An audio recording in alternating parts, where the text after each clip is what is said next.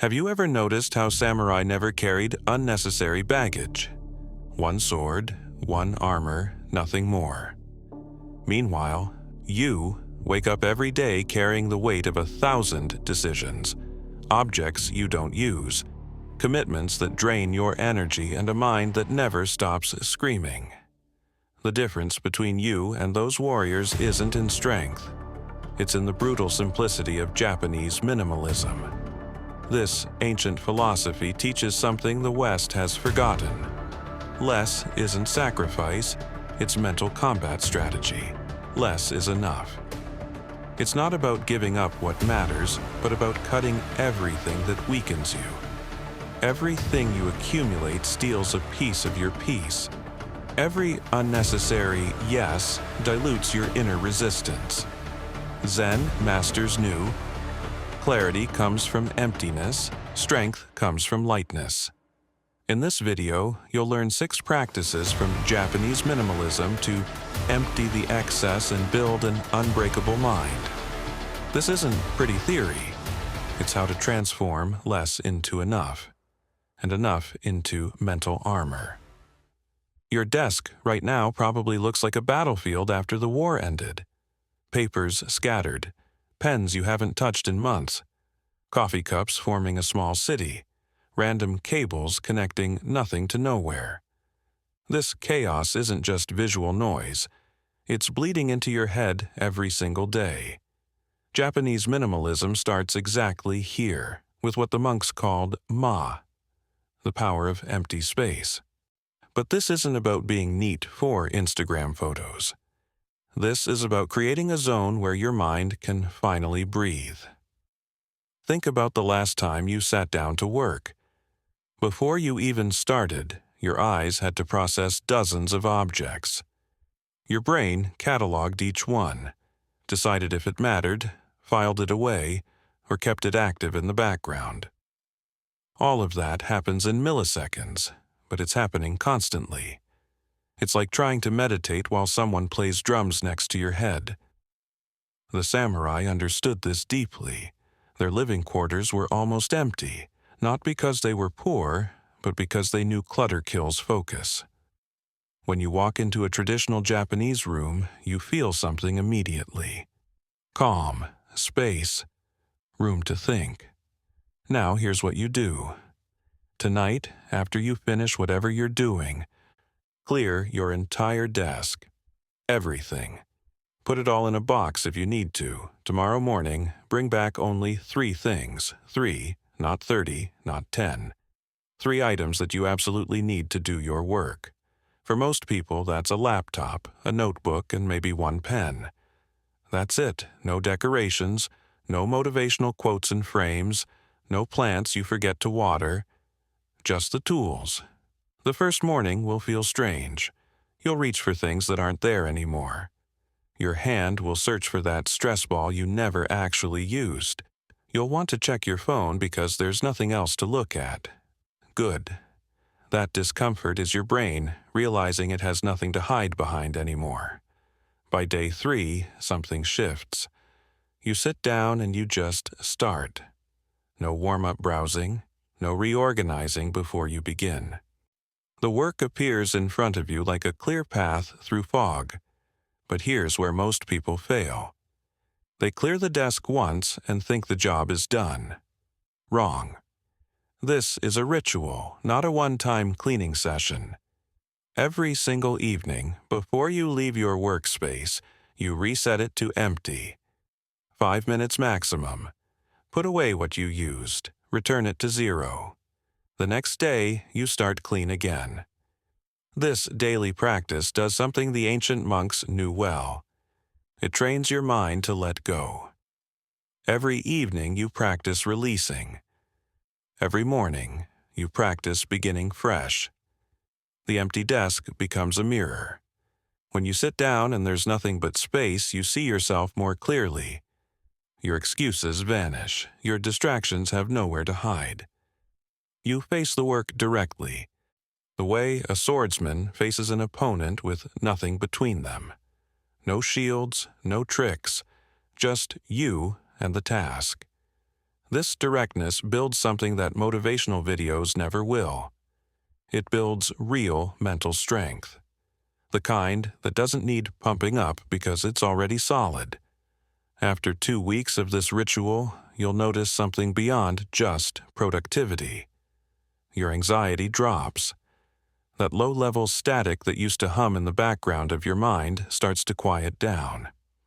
Why?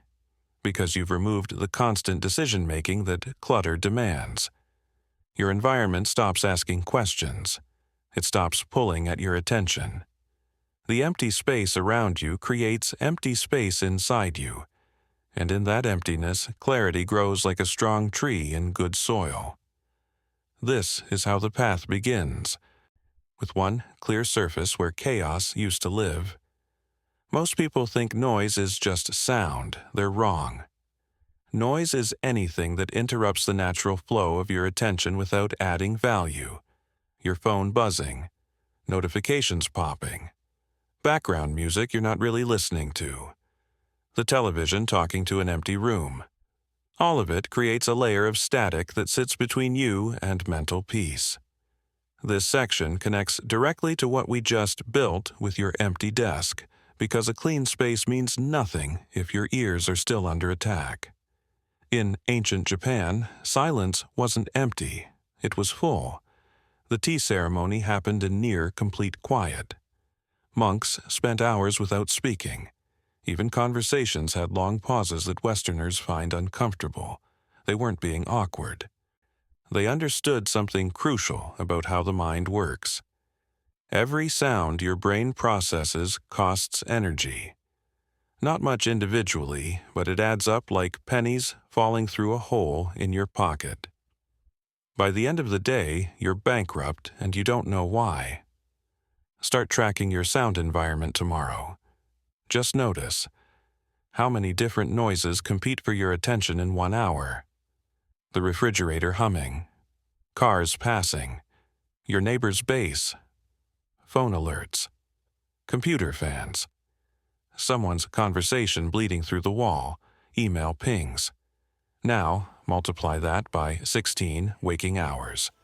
Your nervous system is fighting a war you didn't even know existed. No wonder you feel tired when you haven't done anything physically demanding. Here's your second practice from Japanese minimalism. Create silent zones in your day, not background music playing zones, not podcast in your ears zones. Actual silence. Start with 20 minutes. Pick a time that works. Morning is powerful, but evening works too. During this window, turn everything off. Phone on airplane mode, computer closed, television dead. Sit in the quiet. Don't meditate if you don't want to. Just exist without input. Your mind will panic at first. It'll throw thoughts at you like a child throwing a tantrum. Let it. Don't fight the thoughts. Don't chase them either. Just sit there like a mountain while clouds pass overhead. The first few days feel impossible. Your brain will convince you that you're wasting time, that you should be doing something productive. Push through. This is the resistance talking, the part of you that's addicted to constant stimulation. By day 7, something cracks open. You'll notice that the thoughts start to settle on their own. The internal noise begins to match the external silence. This is where the real protection starts building. Silence protects you from the world's demands.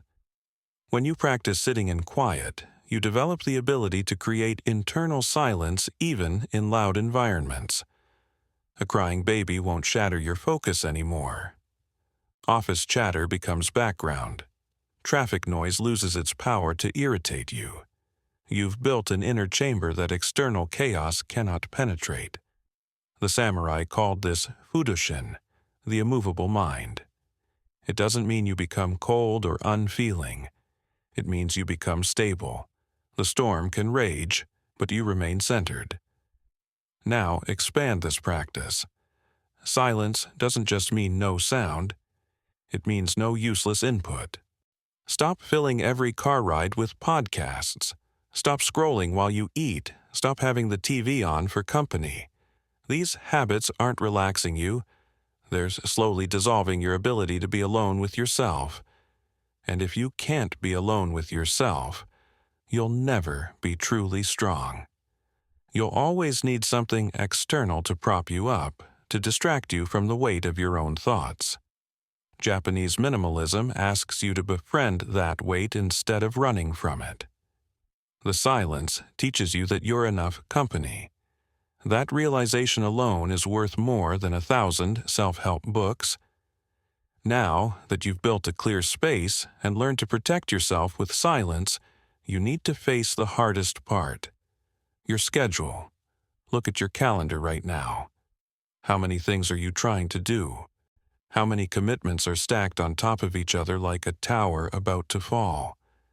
Most people treat their time like it's unlimited. They say yes to everything, then wonder why they feel scattered and weak. The third principle of Japanese minimalism is brutal in its simplicity. One important thing per day, not 10. 1. If you want to apply this in real life, the KMA method turns these principles into a daily discipline. Just 5 minutes a day to simplify your mind, protect your time, and build real inner strength. The link is in the pinned comment. This sounds impossible at first. You have work meetings, family obligations, errands, bills to pay, a house to maintain. How can you possibly focus on just one thing? Here's what this rule actually means. It doesn't mean you only do one activity. It means you choose one priority that matters, and you build your day around protecting it. Everything else becomes secondary. Everything else serves or waits for that one thing. The Zen gardeners spent entire days raking patterns into sand. One task, complete presence. No rushing to the next thing. They understood that depth beats width every single time. When you spread yourself across 20 tasks, you give each one a thin slice of attention. Nothing gets your best. Nothing gets completed with real care. You're essentially doing everything poorly while feeling busy. That's not productivity, that's performance art. Tomorrow, before your day begins, choose one thing that truly matters. Not the easiest thing, not the most urgent, the most important. Maybe it's 3 hours of focused work on a project. Maybe it's a real conversation with someone you love. Maybe it's finally dealing with that problem you've been avoiding. Write it down. Then ask yourself, what can I remove today to protect this one thing? What meetings can be rescheduled? What tasks can wait? What obligations can be declined? Be ruthless here. Your peace depends on it. You'll face immediate resistance. People will want your time. Your own guilt will tell you that you're being selfish or lazy. Ignore it all. The samurai didn't defend every border at once. They chose their battles. They knew that trying to be everywhere meant being nowhere effectively. Your attention is the same. When you scatter it, you weaken everything. When you concentrate it, you become formidable. Here's what happens after 2 weeks of this practice. You start finishing things. Actually, completing them. That half-done project gets done. That conversation you kept postponing happens. The result isn't just productivity, it's satisfaction. You go to bed knowing you did one thing well instead of 20 things poorly. That knowledge changes how you sleep. Your mind stops churning through the list of unfinished business because the list gets shorter every day instead of longer. But there's something deeper happening. When you practice choosing one thing, you develop the ability to know what matters. Most people don't actually know their priorities. They just respond to whatever screams loudest. Email, boss, phone. They're reactive, not intentional. This rule forces you to become intentional. Every morning, you decide what deserves your best energy. Over time, this decision-making muscle gets stronger. You stop wasting days on things that don't move your life forward. You stop agreeing to commitments that drain you. You become selective, which is another word for powerful. The monks had a saying, "Do one thing completely rather than 10 things partially." This isn't about doing less work, it's about doing work that leaves a mark. When you give something your full presence, you do it in a way that lasts. The quality speaks for itself. People notice. More importantly, you notice. You start respecting yourself again because you're keeping promises to yourself. 1 per day, every day, that compounds into a life that actually looks like what you intended instead of what just happened to you. You own things you haven't used in years. Clothes that don't fit, books you'll never read again, kitchen gadgets still in boxes, old cables for devices you threw away, gifts you felt guilty getting rid of, photos you don't look at, papers you don't need. All of it sitting there, taking up space, taking up mental energy you don't even realize you're spending. This fourth principle demands something from you that feels almost violent at first. Cut it all away. Japanese homes are small by Western standards, but they never feel cramped. Why? Because they only keep what serves a purpose right now. Not what might be useful someday. Not what held meaning 5 years ago. Right now. This approach seems harsh until you understand what clutter actually does to your brain. Every object you own occupies a tiny piece of your mental bandwidth. Your mind tracks it, remembers it exists, occasionally worries about it. Multiply that by hundreds of objects, and you're running a museum inside your head instead of living your life. Get 3 boxes. Label them, keep, donate, trash. Now, pick one room, start pulling things out. Every single item you touch, you ask one question. Have I used this in the last year? Not, might I use it? Not, did this cost money? Not, was this a gift? Have I actually used it? If the answer is no, it goes in donate or trash. No exceptions, no negotiations with yourself, no but what if scenarios. This is where most people fail. They hold an object and start telling themselves stories about why they need to keep it. Don't tell stories. Just answer the question. You'll feel anxiety doing this. Your chest will tighten when you put something in the donate box. That's normal. You've been trained your whole life that owning more means having more security. It's a lie. Owning more means carrying more. Every possession is a tiny anchor. Enough anchors and you can't move at all. You're stuck in place, surrounded by stuff, wondering why you feel trapped. The samurai traveled light because they needed to move fast. You need the same freedom even if you're not physically traveling. You need to be able to shift direction in your life without dragging a storage unit behind you. Start with clothes. Pull everything out of your closet, everything. Put it on your bed, now pick up each piece and try to remember the last time you wore it. Be honest. That shirt you're keeping because you might lose weight. Donate it. When you lose the weight, you'll want new clothes anyway. Those jeans that haven't fit in 3 years? Gone. The dress you wore once to a wedding and hated? Gone. Keep only what you actually wear regularly. You'll end up with maybe 30% of what you started with. Your closet will have empty space. That's not a problem to fix, that's the goal. Move to your kitchen. How many coffee mugs do you own? You probably use 2 of them. Why are there 12 in the cabinet? How many plates do you need? How many glasses? Cut it down to what you actually use, plus 2 extras for guests. Donate the rest. That mixer you bought for a hobby you tried once? Gone. The fancy knife set when you only use 3 knives? Keep 3, donate the block. This isn't about deprivation. It's about honesty. Own what you use. Get rid of what you're just storing. Books are hard for people. They feel like you're supposed to keep them.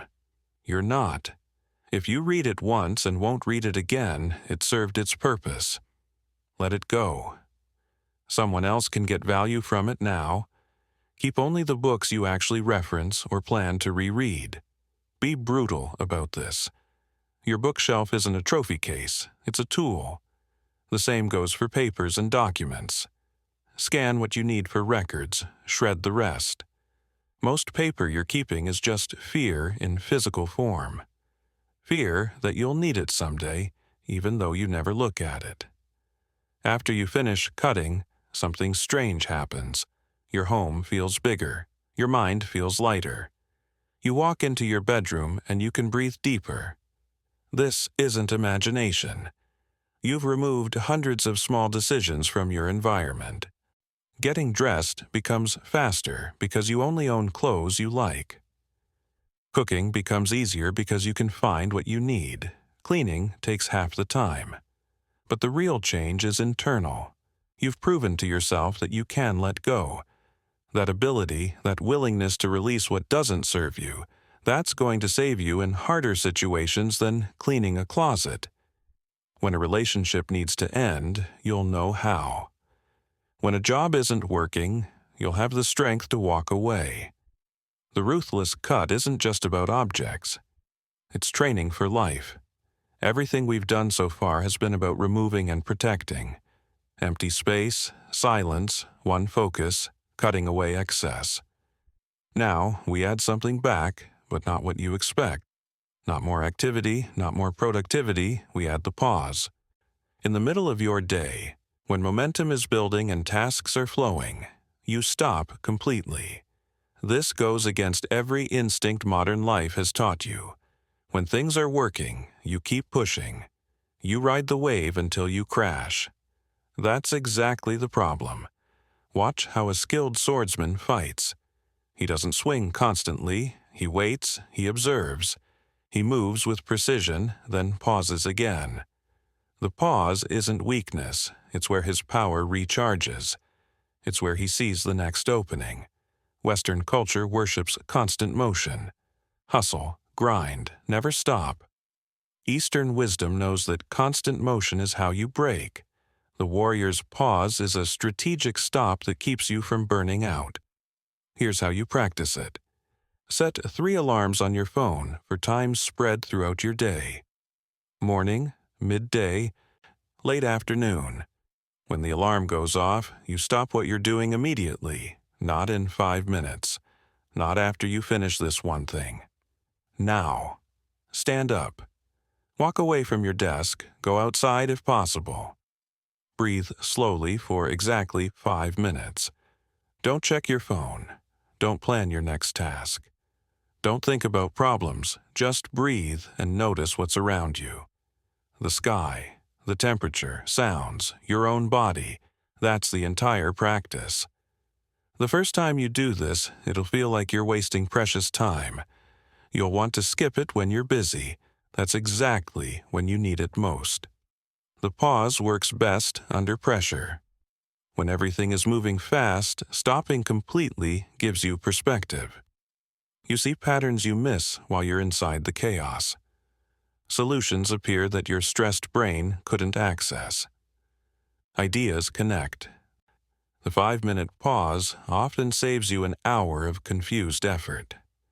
There's something else happening during these stops. You're building the ability to interrupt yourself. Most people are controlled by momentum. Once they start something, they can't stop until it's finished or until they collapse. They're like a boulder rolling downhill. The warrior's pause teaches you that you can stop the boulder anytime you choose. You're not at the mercy of your own momentum. This control is freedom. When you know you can stop whenever you want, pressure loses its grip on you. The ancient tea ceremony was built entirely around this principle. Everything moved slowly, deliberately. There were long pauses between actions. Nothing was rushed. The ceremony could take hours. Westerners watching it get uncomfortable. They want it to speed up. They're missing the point. The ceremony is practicing the pause. It's teaching you that life doesn't have to be a race. That slow can be powerful. That stopping completely is sometimes the most productive thing you can do. After a month of this practice, your relationship with time changes. You stop feeling like you're always behind. The panic that used to drive you starts to fade. You realize that most urgency is fake. Very few things actually require immediate action. Most of what feels urgent is just habit and fear. The pause helps you see the difference. When you stop 3 times a day, you create space to ask, does this actually matter? Am I just moving because I'm afraid to stop? That question alone will change what you spend your days doing. The warrior's pause also protects your body. Constant work without breaks destroys your nervous system. Your body stays in stress mode. Cortisol flows. Your heart rate stays elevated. Your digestion suffers. Your sleep gets worse. The pause signals to your body that you're safe, that you're not actually being chased by a tiger. Your nervous system downshifts, blood pressure drops, breathing deepens. These physical changes compound over time into serious health benefits. But you don't do it for health. You do it because a warrior knows that rest is part of strength, not opposed to it. Everything you've learned works: the empty desk, the silence, the one thing rule, the ruthless cut, the warrior's pause. If you do these practices, your life will change. Your mind will get stronger. Clarity will replace chaos. But here's what nobody tells you about transformation. There's a moment when you have to decide if you're really doing this or just playing around. That moment is the point of no return. You'll know when you reach it. It happens after you've been practicing for a few weeks. Things are better. You feel lighter. Your focus improved. Then something happens. Maybe stress at work increases. Maybe a personal crisis hits. Maybe you just get tired. Old habits start whispering. One cluttered desk won't hurt. You can skip the silence today. You need to say yes to this thing even though you already have your one thing. The ruthless cut seems extreme now. The pauses feel like luxury you can't afford. This is the test. Most people fail here. They slide back into old patterns. They keep some of the practices but lose the edge. They compromise. They tell themselves they'll get back to it when life calms down. Life never calms down. Life is always pulling you toward complexity, toward noise, toward saying yes to everything, toward accumulating more. The current is strong. If you're not swimming actively against it, you're drifting backwards. The point of no return is when you decide, I'm swimming upstream no matter what. The samurai had a concept called kakugo, resolution. Not motivation, not inspiration. Resolution. The decision that doesn't change based on feelings or circumstances. When a samurai made kakugo, he cut off his own retreat. He committed completely. There was no plan B, no, I'll try this and see how it feels. Just total commitment. That's what this final principle demands. You don't try Japanese minimalism. You become it. Make your decision visible. Write it down, not goals, not wishes, a declaration. I will maintain an empty workspace every single day. I will protect 20 minutes of silence no matter what happens. I will choose one priority daily and defend it. I will own only what I use. I will pause 3 times every day. Sign it. Date it. Put it somewhere you see it every morning. This isn't motivation poster nonsense. This is you making a contract with yourself that you refuse to break. Now, here's the part that separates people who change from people who just try things.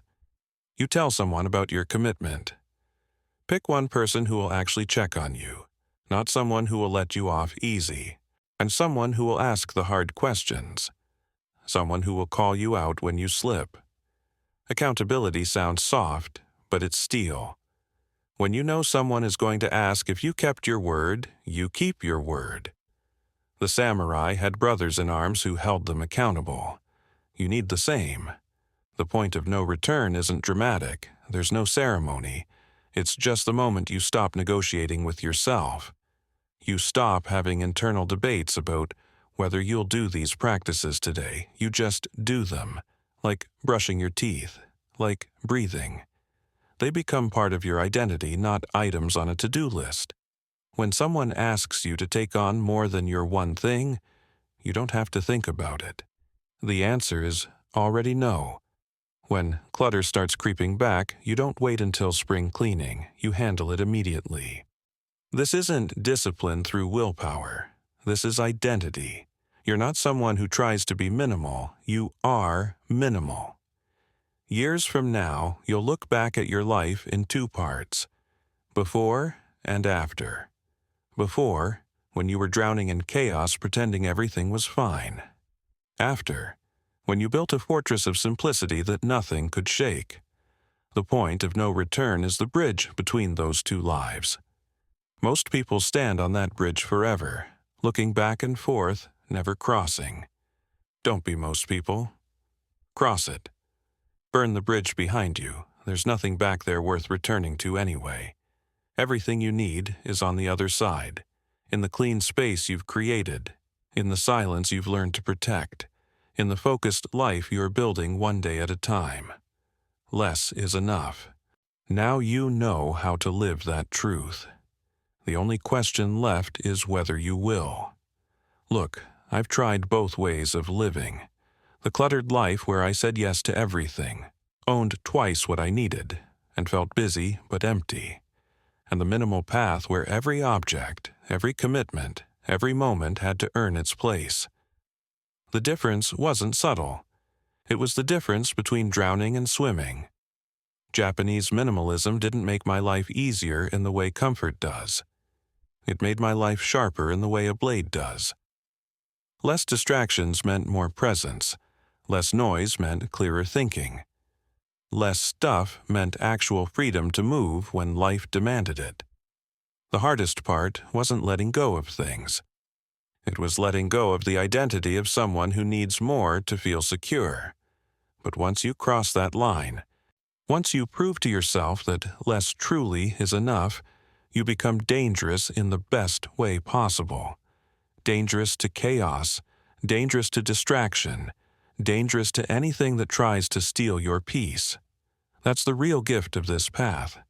Thank you for your attention, and goodbye, samurai.